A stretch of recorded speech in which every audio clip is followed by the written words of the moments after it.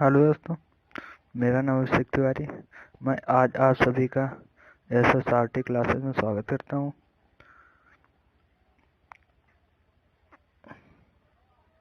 Sorry, 2 minute रुकना। ठीक है, आप सभी का SSRT क्लासेस में स्वागत है। आज हम डिस्कस करने वाले हैं जैसे बाबर की हिस्ट्री, जो मुगल वंश के राजा बने थे, उन्हीं के बारे में आज डिस्कस करने वाले हैं। उनकी पूरी हिस्ट्री में काफ़ी क्वेश्चन है, उसी में आज डिस्कस करेंगे। ठीक है, आपको देखो, मैंने आज ये आप लोग का दिख रहा होगा, रुक जाना 2 मिनट। कि ये देखो, मेरा व्हाट्सएप नंबर भी दिया हुआ है। ठीक है, आप मेरे व्हाट्सएप पर भी हाय और अपना नाम लिख के भेज सकते हैं, तो मैं अपने व्हाट्सएप पर अपने ग्रुप में SSRT क्लासेस में जोड़ दूंगा उसमें, क्योंकि नोट्स PDF वगैरह हमेशा आपको सेंड करते रहते हैं। चलो ठीक है, फिर हम स्टार्ट करते हैं। ठीक है, चलो स्टार्ट करते हैं फिर।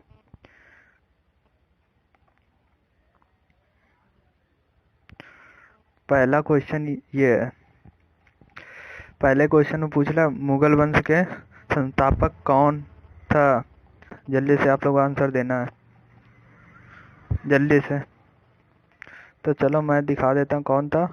ये देखो, उत्तर लिखा था बाबर थे। ठीक है, अब चलते हैं इसी प्रकार नेक्स्ट क्वेश्चन पे। इसमें पूछ रहा है बाबर का जन्म कब हुआ था? तो आप लोग को जल्दी से बताना है कि बाबर का जन्म कब हुआ था। जल्दी से उत्तर दीजिए, फिर आप लोग को दिखाते हैं बाबर का जन्म कब हुआ था। ये देखो ब्लैक दिख रहा है, इसको हम साफ करते हैं। बाबर का जन्म हुआ था 1483 में, आपको याद रखना। ठीक है, चलो फिर नेक्स्ट। इसमें पूछा है बाबर के पिता का क्या नाम था? बाबर के पिता का क्या नाम था? जल्दी से आंसर दीजिए।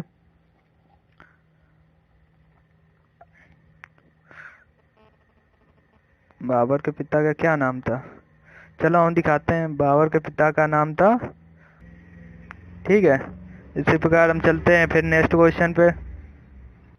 इसमें पूछा है बाबर के पिता का उम्र कौन से राज्य के शासक थे? आपको बताना है अफगानिस्तान, फरगाना, दुबई, कजाकिस्तान। कौन से थे बताइए जल्दी जल्दी। इसी 4 में एक ऑप्शन देना है।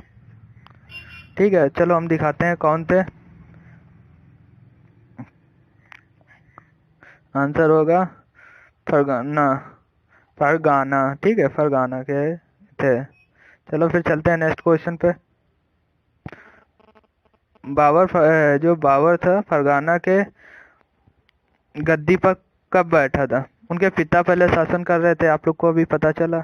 उसके बाद वो जो बाबर था, वो कब गद्दी पर बैठा, ये आपको बताना है। कौन से, आप बताइए जल्दी जल्दी, कौन से किस में बैठे थे। चलो फिर हम आप लोग को दिखाते हैं। ये आप लोग को दिख रहा होगा, बाबर अब जो फरगाना की जो राजगद्दी थी उस पर अपनी जब अपना बैठा था, उस डेट की है बैठा था। चलो इसी प्रकार चलते हैं फिर नेक्स्ट क्वेश्चन पे। बाबर ने बादशाह की उपाधि कब धारण की थी? जल्दी से बताइए। 1500, 1507, 1508, 1509, कब उपाधि की थी? बाबर ने बादशाह की उपाधि कब धारण की थी? जल्दी से आप लोग को आंसर देना। चलो फिर हम बताते हैं। देखो दिख रहा होगा आपको,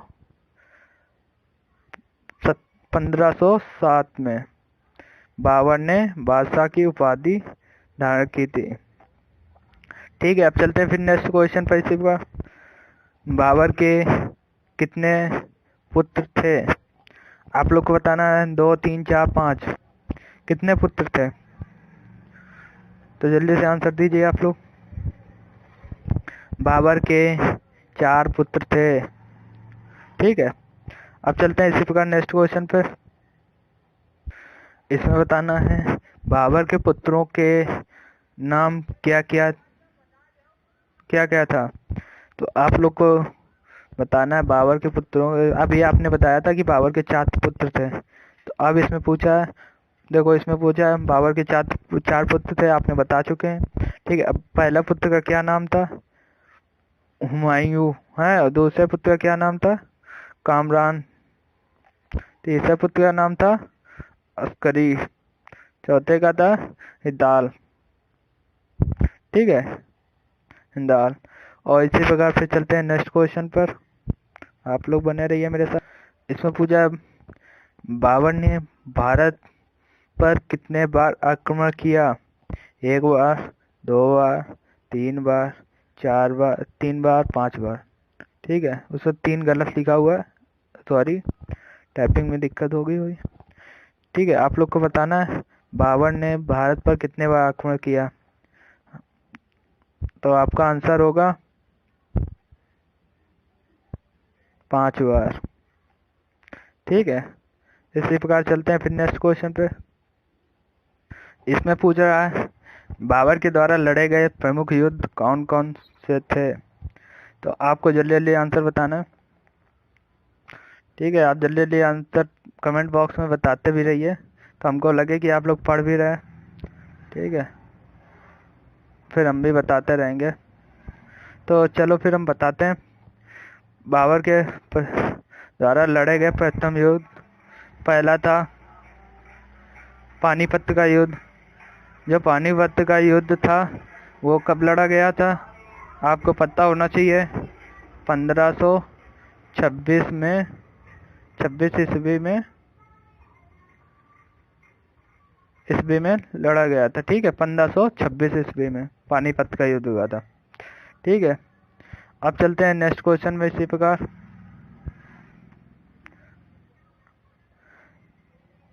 ये जो खानवा युद्ध हुआ था, ये कब हुआ था? इसके बारे में बता रहे, रुक जाना 2 मिनट, इसको साफ कर दें। खानवा युद्ध जो हुआ था, ये द्वितीय युद्ध था। ये लड़ा गया था 1527 ईस्वी में। ठीक है, 1527 ईस्वी में यह युद्ध लड़ा गया था। अब चलते हैं, तीसरा युद्ध कौन था? यह तीसरा था चंदेरी का युद्ध। ये चंदेरी का युद्ध कब लड़ा गया था?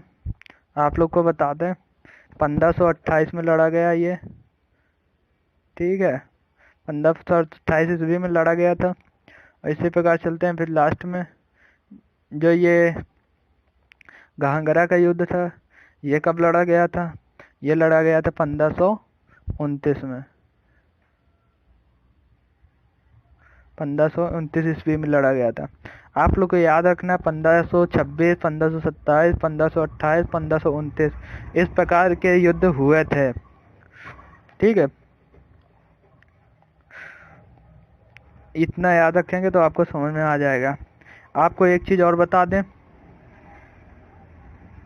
जो बाबर की जो समय रेखा थी, ठीक है, बाबर की जो समय रेखा थी वो थी, बाबर की जो समय रेखा थी वो थी 1526 से 1530 तक। इसके बाद बाबर का बेटा हुमायूं की आ गया था, तो उसने 1530 से लेकर उसने 1540 तक उसकी समय रेखा थी। इसके बाद फिर आपको बताते हैं, उसके बाद आया शेरवा, फिर आया अकबर, इस तरह से काफ़ी आते रहे। ठीक है, वो आपको बाद में बताएंगे। चलो इतना आप लोग समझ ले पहले। चलते हैं फिर नेक्स्ट क्वेश्चन पे।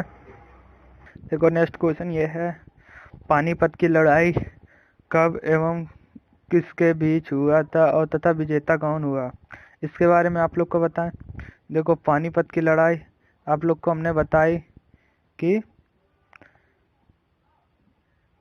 पानीपत की लड़ाई हुई थी 1526 में, आपको बताया था। इसकी डेट थी 21 अप्रैल, और इसको इब्राहिम लोदी एवं बाबर के बीच हुआ था, तथा विजेता थे बाबर। ठीक है, इतना आप लोग को याद रखना। पानीपत का लड़ाई 21 अप्रैल 1526 ईस्वी को इब्राहिम लोदी एवं बाबर के बीच हुआ था। इब्राहिम लोदी को पराजित करके बाबर लोदी विजय हुए थे, और इसके विजेता भी बाबर थे। चलो फिर नेक्स्ट क्वेश्चन पे चलते हैं। ये देखो देख रहा है, जो सेकंड युद्ध हुआ था खानवा की लड़ाई कब एवं किनके बीच हुआ था तथा विजेता कौन हुआ। इसमें बताना है जो विजेता जो खानवा युद्ध लड़ा गया था, हमने बताया था बाबर ने 4 युद्ध लड़े। पहला युद्ध था पानीपत का, दूसरा था खानवा का, तीसरा था चंदेरी का और चौथा था घाघरा का। तो इसमें पूछ रहा है कि खानवा के युद्ध कब एवं किनके बीच लड़ा गया था। चलो फिर हम बताते हैं। ये युद्ध राणा सांगा एवं बाबर के बीच 17 मार्च 1527 ईस्वी को खानवा का युद्ध हुआ था। ठीक है, इसमें हुआ था जिसमें बाबर विजयी हुआ और राणा सांगा को पराजित किया था। ठीक है, आपको याद रखना है कौन पराजित हुआ था। राणा सांगा पराजित हुए थे। चलो फिर चलते हैं इसी प्रकार नेक्स्ट क्वेश्चन पे। इसके बाद देखो दिखा, देखो तीसरा युद्ध था जो चंदेरी का युद्ध कब एवं किनके बीच हुआ था तथा विजेता कौन हुआ था। तो आपको फिर वही जो ये तीसरा युद्ध था बाबर का, आप लोग को पता ही होगा। आप लोग इस तरह से दिमाग भी लगा सकते हैं, बाबर ने 4 युद्ध लड़े थे, 4 में 3 तो पहले जीतते ही होंगे, तभी तो चौथे के बाद लड़ नहीं पाएंगे। इस तरह से आप दिमाग लगा सकते हैं। चलो कोई बात नहीं, फिर हम आगे स्टार्ट करते हैं। चंदेरी का युद्ध कब और कैसे हुआ। तो चंदेरी का युद्ध 29 जनवरी 1528 ईस्वी को मेदिनी राय एवं बाबर के बीच चंदेरी का युद्ध लड़ा गया था। उसमें विजेता थे। नेक्स्ट क्वेश्चन पे ये देखो, आप लोग को नेक्स्ट क्वेश्चन दिख रहा होगा, घाघरा की लड़ाई कब एवं किनके बीच हुई थी, विजेता कौन हुआ। ठीक है, इसमें भी आपको बताना है सेम। ये आपको पता है कि चौथा युद्ध हुआ था 1529 में हुआ था, हम बता चुके थे। अब चलो इसके बारे में जान लेते हैं। ये जो थे ये अफगानों एवं बाबर के बीच 6 मई 1529 ईस्वी में घाघरा का युद्ध हुआ, जिनमें बाबर विजयी रहे। ठीक है, विजय हुए मतलब जो अब आप लोग को बता दें, जो अफगान थे वो सरदार थे। ठीक है, आप लोग इस तरह पूछ सकते हैं, आ जाएगा अफगान सरदारों को घाघरा 1500 ईस्वी में युद्ध हुआ, पराजित किएगा। ठीक है, अब चलते हैं नेक्स्ट क्वेश्चन पर। इसी प्रकार इसमें पूछ रहा है मध्यकाल का प्रथम शासक कौन था। तो जल्दी से आंसर दीजिए आप लोग कमेंट बॉक्स में।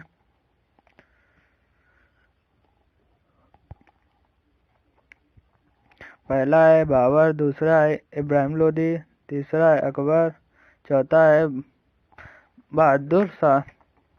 कौन हुए जल्दी से बताइए। इसमें ऑप्शन होगा आपका इब्राहिम लोधी। ठीक है, इसी प्रकार चलते हैं नेक्स्ट क्वेश्चन पे।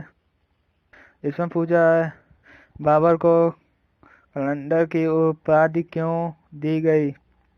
आप लोग को जल्दी से बताना है। बाबर की उद्धरता के कारण के लिए, बाबर की बुद्धिमानी के लिए, बाबर की उदारता के लिए, बाबर की विजय के लिए, किसके लिए दिया गया था। आप लोग को जल्दी से बताना, रिप्लाई दीजिए। चलो हम बताते हैं, बाबर की उदारता के लिए दी गई। उदारता के लिए, जो बाबर की उदारता थी उसी के कारण इसे दिया गया था। आप चलते हैं फिर नेक्स्ट क्वेश्चन पर। इसी प्रकार आप लोग को बताना है जो खानवा का युद्ध हुआ था, खानवा युद्ध विजय के बाद जो विजय हुए थे, उसके बाद बाबर ने कौन सी उपाधि धारण की। जल्दी से कमेंट बॉक्स में बताइए आप लोग। फिर आप लोग को हम सही जवाब बताते हैं। तो इसका जो है आंसर वो होगा, ये देखो दिख रहा होगा, गाजी गाजी की उपाधि धारण की थी बाबर ने। ठीक है, इसी प्रकार चलते हैं फिर नेक्स्ट क्वेश्चन पे। आप लोग को यह देखा होगा क्वेश्चन, राणा सागर की मृत्यु कब और क्यों हुआ।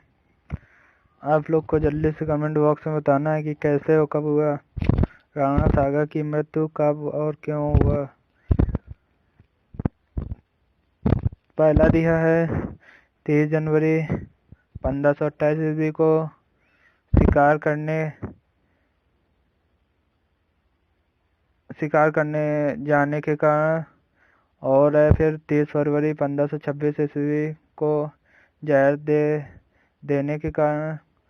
फिर तीसरा है 30 मार्च 1527 ईस्वी को युद्ध में, और फिर है 30 जनवरी 1528 ईस्वी को युद्ध में हार जाने के वजह से। चलो आंसर क्या होगा जल्दी से आप लोग बताइए। चलो हम दिखाते हैं आप लोग को। आंसर होगा 30 जनवरी 1528 ईस्वी को जहर देने के कारण इनकी मृत्यु हो गई थी। ठीक है, आप लोग को ये क्वेश्चन वेरी इंपॉर्टेंट है, एग्जाम में भी आते हैं। ठीक है, इसको ज़्यादा से अच्छे से ध्यान देना, आप नोट्स बना ले, ज़्यादा बेटर रहेगा। या फिर मेरे ग्रुप में आप लोग नहीं जुड़े हैं तो स्टार्टिंग में आप लोग को नंबर दिया था, उसमें हाय और अपना नाम लिख के शेयर करें तो मैं अपने ग्रुप में जोड़ दूंगा। इसी तरह की PDF उसमें हम सेंड करते रहते हैं या कुछ। चलो फिर नेक्स्ट क्वेश्चन, इसमें बताना है बाबर का मृत्यु कब और कहाँ हुआ।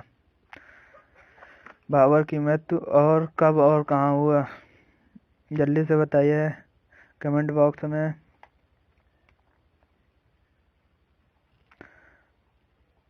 बाबर की मृत्यु कब और कहाँ हुआ, चलो फिर हम बताते हैं, टाइम ना वेस्ट करें। ठीक है, बाबर की मृत्यु 26 दिसंबर 1530 ईस्वी को आगरा में हुआ था, मृत्यु हो गई थी। ठीक है बाबर की। चलते हैं फिर नेक्स्ट क्वेश्चन पे। इसी प्रकार बाबर ने प्रारंभ में बाबर के शव को कहाँ दफनाया गया। आगरा के आरामबाग बाग में, नई दिल्ली, कोलकाता, जामा मस्जिद, कहाँ का दफनाया गया, जल्दी से आप लोग को बताना है। जल्दी से आप लोग बताइए कमेंट बॉक्स में।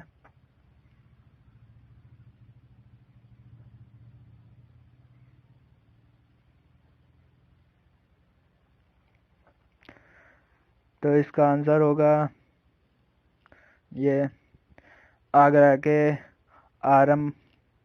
आराम बाग में इनके शव को दफनाया गया था।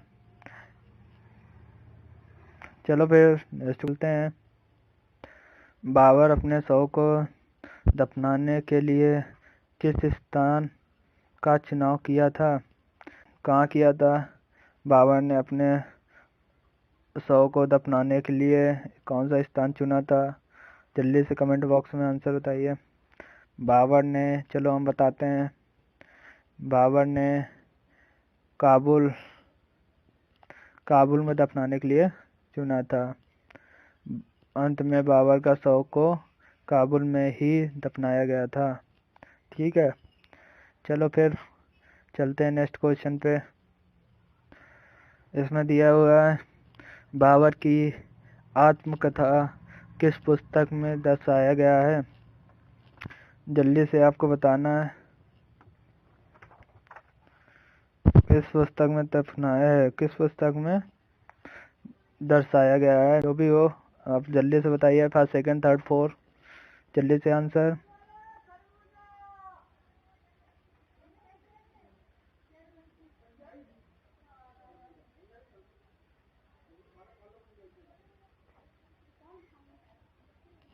इसका आंसर था तुर्जुक एक बाबरी।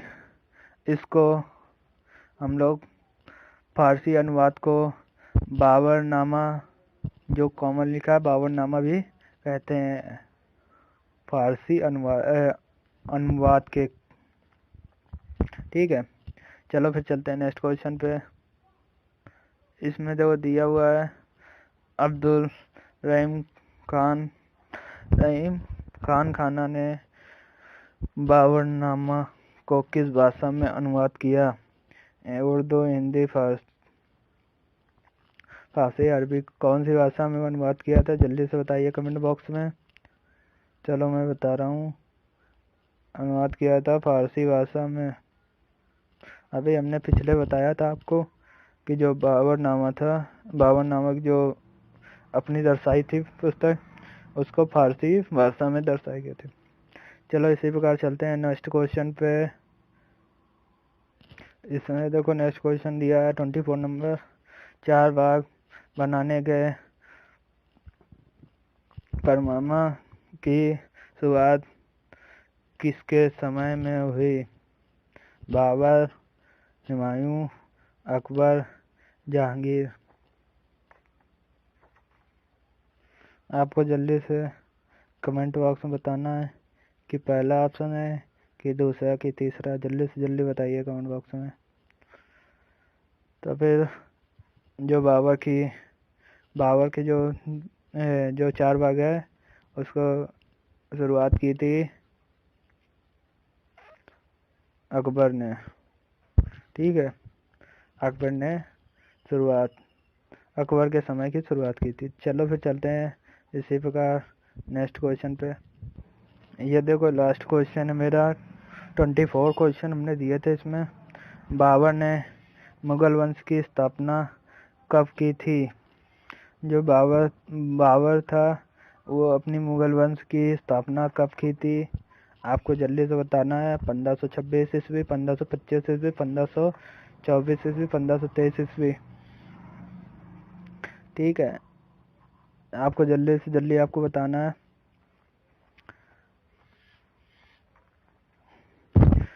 देखो अभी तक मेरे चैनल को आप लोगों ने नहीं सब्सक्राइब किया है तो जल्दी सब्सक्राइब कर लिया, और ये वीडियो के लिंक को ज़्यादा से ज़्यादा अपने फ्रेंडों तक शेयर करिए कि आपके फ्रेंड मेरे से जुड़ सकें, तो मेरे को और मज़ा आएगा पढ़ाने में।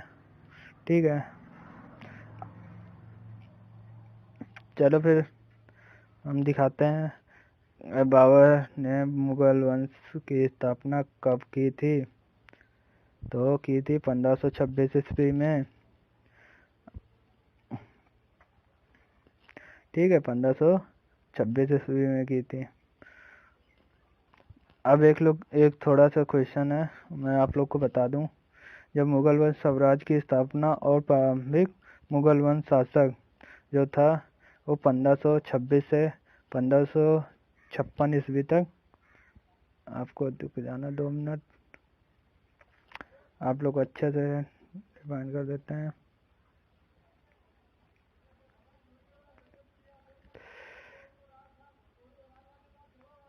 चलो आप बता दें। जो मुगल वंश के साम्राज्य की स्थापना 1526 से 1556 ईस्वी तक की थी। ठीक है, अब चलते हैं फिर हम थोड़ी सी और कुछ जानकारी ले लें बाबर के बारे में। जैसे कि आप लोग को बताएं, जो बाबर के पिताजी थे वो जो आपको बताया था अफगाना के शासक थे। ठीक है, मध्य एशिया ठीक है, एशिया की छोटी सी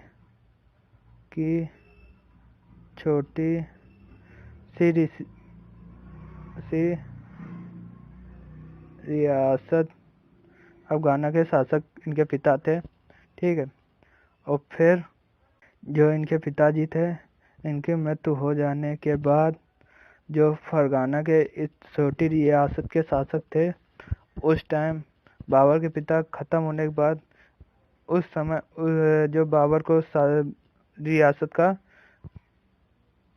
सिंहासन पर बैठा दिया था।